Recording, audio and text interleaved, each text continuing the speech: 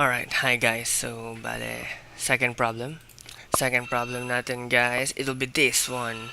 Okay, so yung problem daw ay meron tayong two blocks, diba? Si M1, meron silang mass na first one, si M1, meron siyang 4.5 kilograms. At si M2 naman, pangalawang block natin, meron siyang 6.5 kilograms. Okay, resting on a frictionless area or frictionless surface connected by a light and extensible cord.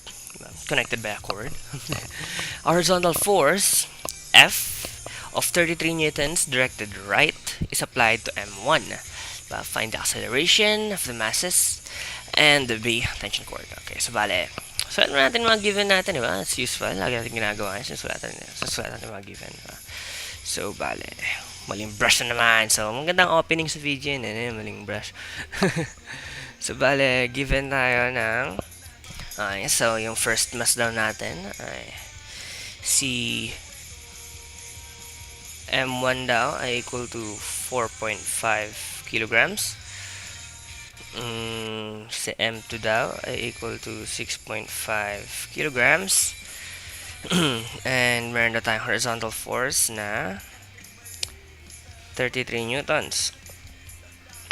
Okay, so free body diagram tayo, di ba? So meron daw tayong tapos yung force daw natin ay naka-apply kay M1 papunta sa right. So si M1 syempre nasa right kasi sa kanya in-apply yung force. Straight yan, kunyari F1 na 33 newtons. So ito sa M1, connected daw sila ng cord ni M2, which gawin natin medyo mas malaki kasi mas mabigat siya, na merong 6.5 kilograms sa M2. Okay? Okay, so bale, given tayo ng force ng buong system, since connected silang dalawa, yung force ng buong system natin ay 33 newtons, diba? So yung net force natin ay automatically 33 newtons. Okay? Since parang sa last video, pwede ko kunin yung weight and normal forces ng dalawan to, blah blah blah blah. Pero magka-cancel din naman sila. So bale, ang net force natin ay 33 newtons na lang. Kailangan natin muna makuha daw yung first is yung acceleration. So bale, net force, yung force ng buong system, that is equal to yung mass ng buong system multiplied by the acceleration. So bale, 33 newtons is equal to yung mass ng buong system, di ba?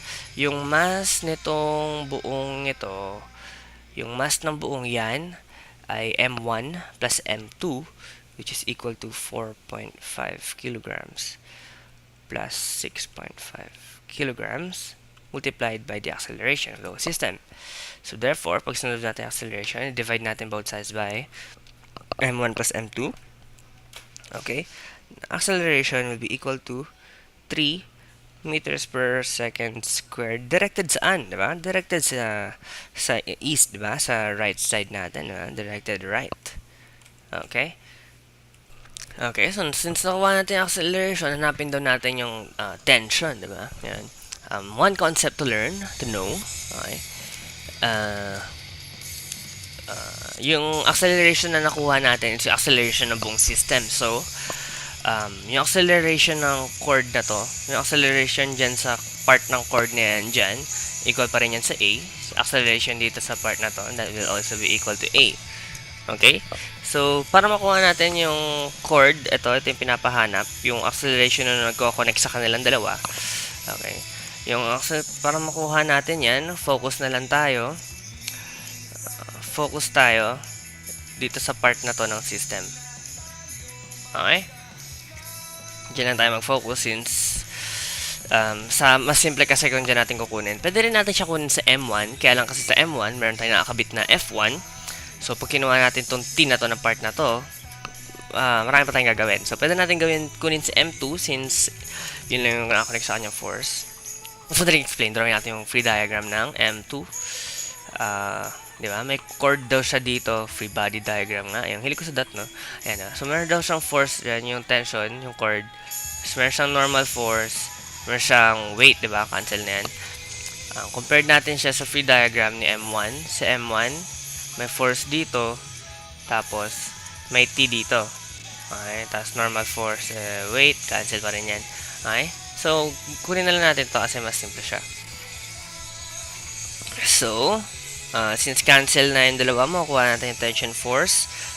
Diba? Pag nag-cancel yung dalawa, ang net force natin, magiging equal na lang siya kay T, diba? Kasi yun na lang yung force na nag-act sa kanya. Okay? So, therefore, T is equal to mass times acceleration. Alright? Ang mass ng M2 natin ay 6.5 kilograms. Acceleration natin ay 3 meters per second squared. Okay? That will be equal to 19.5 kilograms meter per second squared. That will be equal to 19.5 newtons. Okay? Wow, ang ikli ng video. Alright, so guess naman, diba? This is an example of Atwood machine problem. So, ito yan. Okay, guys. So, see you in the next video. Magtataal tayo ng mas complicated na masaya pala. Hindi pala siya complicated. Mas masayang problem. Okay? So, see ya.